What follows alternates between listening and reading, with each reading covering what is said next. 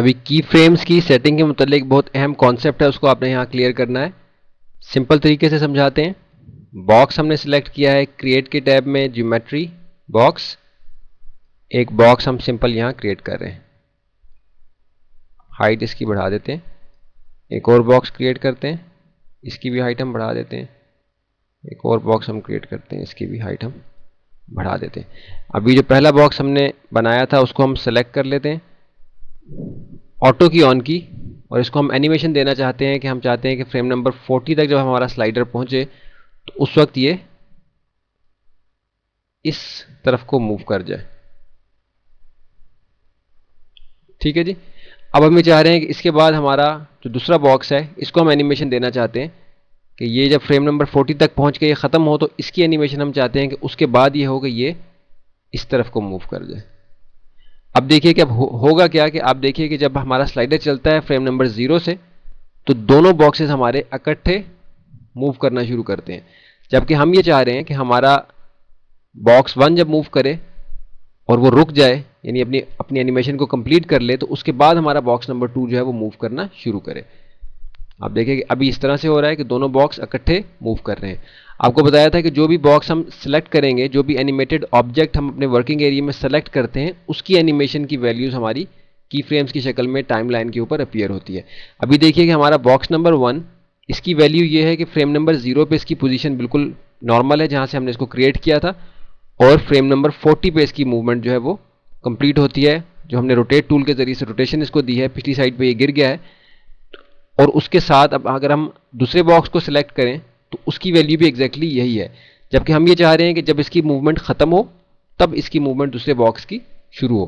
तो इसके लिए हम दूसरे बॉक्स को सिलेक्ट करके उसके फ्रेम्स को हम सेलेक्ट करते हैं। आप देखिए कि इसका स्टार्टिंग और एंड पॉइंट वही है जो पहले बॉक्स का है, तो इनफैक्ट इसका स्टार्टिंग पॉइंट वो होना चाहिए जो दूसरे बॉक्स के एंड पॉइंट का है। तो दूसरे बॉक्स का एंड पॉइंट भी 40 है और इसका भी एंड पॉइंट 40 है, जबकि इसका 0 पॉइंट जो है, 0 नंबर फ्रेम जो है यानी स्टार्टिंग पॉइंट, वो 40 पे आना चाहिए। इसलिए हम इस बॉक्स को सिलेक्ट करके टाइमलाइन के ऊपर सिलेक्शन लेते हैं। आप देखिए कि इसके जो एनिमेशन के की फ्रेम्स हैं वो हमने सेलेक्ट किए हैं, अब हम इनको मूव कर लेते हैं। आप देखिए कि दोनों फ्रेम्स मूव कर रहे हैं क्योंकि हमने पहले सेलेक्ट किए हैं, और फ्रेम नंबर 40 पे हम फ्रेम नंबर 0 को लाके ड्रॉप करते हैं। ऑटोमेटिकली हमारा एंड पॉइंट जो है वो 80 के ऊपर चला गया।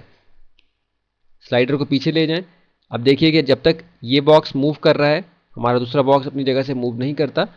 जैसे ही इसकी मूवमेंट खत्म होती है हमारे दूसरे बॉक्स की मूवमेंट शुरू हो जाती है।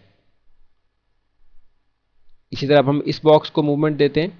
एनिमेशन के लिए हमने ऑटो की ऑन की हुई है, और हम यही चाह रहे हैं कि इसकी जो एनिमेशन है वो हम फ्रेम नंबर 40 तक ही कंप्लीट करना चाहते हैं, लेकिन ये चाह रहे हैं कि इसको हम इस साइड पे ड्रॉप कर दें।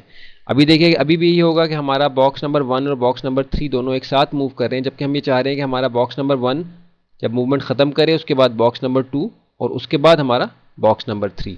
तो इसके लिए हम ये करेंगे कि बॉक्स नंबर 3 के फ्रेम्स को सिलेक्ट करके स्टार्टिंग पॉइंट, क्योंकि इसका 40 पे था और 80 पे एंड था, तो हम इसका स्टार्टिंग पॉइंट 40 पे 80 पे रखेंगे और उसके बाद इसका एंड पॉइंट इसके आगे लेके जाएंगे। दोनों फ्रेम्स हमने सेलेक्ट किए और हम 80 के ऊपर इसको ले गए। आप देख रहे हैं कि टाइम लाइन से हमें वो फ्रेम आगे डिसअपियर हुआ नज़र आ गया। इनफैक्ट वो आगे चला गया है क्योंकि हमें basically by default 100 frames he show होते हैं। इसको इसके व्यू को इंक्रीज़ करने के लिए बहुत इंपॉर्टेंट चीज़ है, अभी नोट करेंगे आप। इसके व्यू को इंक्रीज़ करने के लिए कंट्रोल और ऑल्ट दोनों कीज़ प्रेस करके माउस के राइट बटन के साथ आप इसको ड्रैग करेंगे। आप देखिए कि अब फ्रेम हमें अपीयर हुआ नज़र आ गया है जो कि 120 के ऊपर चला गया था। ये राइट साइड से इंक्रीज़ करने के लिए है, यानी प्लस साइड पे, पॉजिटिव साइड पे जो हमारे फ्रेम्स हैं उनको इंक्रीज़ करने के लिए कंट्रोल ऑल्ट और माउस का राइट बटन प्रेस करके हम इसको, इसकी अपीयरेंस को ज़्यादा या कम कर सकते हैं। बड़ी एनिमेशन होगी तो ऑब्वियसली आपको ये बढ़ाने होंगे। और अगर माइनस साइड पे हमने, नेगेटिव साइड पे हमने अपने फ्रेम्स के व्यू को बढ़ाना है तो कंट्रोल और ऑल्ट प्रेस करके माउस के लेफ्ट बटन के साथ आप ड्रैग करेंगे। ये नेगेटिव साइड पे अगर हमने फ्रेम्स बढ़ाने हैं तो कंट्रोल ऑल्ट माउस का लेफ्ट बटन, और अगर पॉजिटिव साइड पे हमने फ्रेम्स की अपीयरेंस अपने टाइमलाइन के ऊपर बढ़ानी है तो कंट्रोल ऑल्ट और माउस का राइट बटन।